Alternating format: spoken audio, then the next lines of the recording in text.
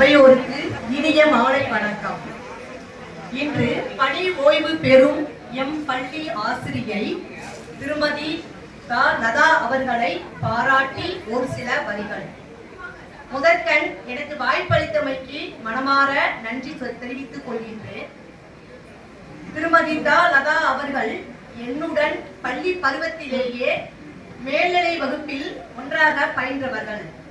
அந்த முறையில் மிகவும் அன்பாக பழகக்கூடியவர், உதவும் குணம் அதிகமாக உண்டு.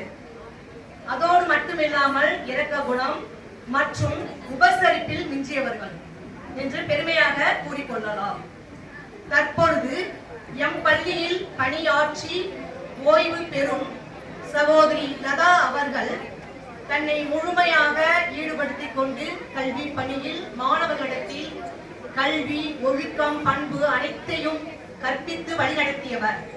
இத்தருணத்தில் எம் பள்ளியின் சார்பில் அவர்களை மனமாற பாராட்டி ஒரு சில வரிகளை கவிதையாக கூறுகிறேன்.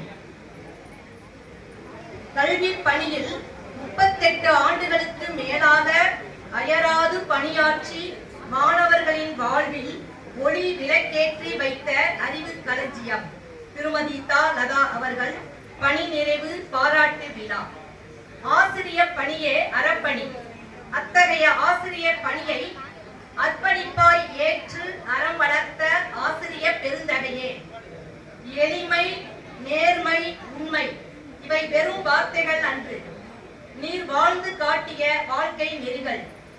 ஏணியாய் நின்று ஏற்றமும் கொடுத்து பிள்ளைகள் உயர பெருமிதம் கொண்டீர்கள்.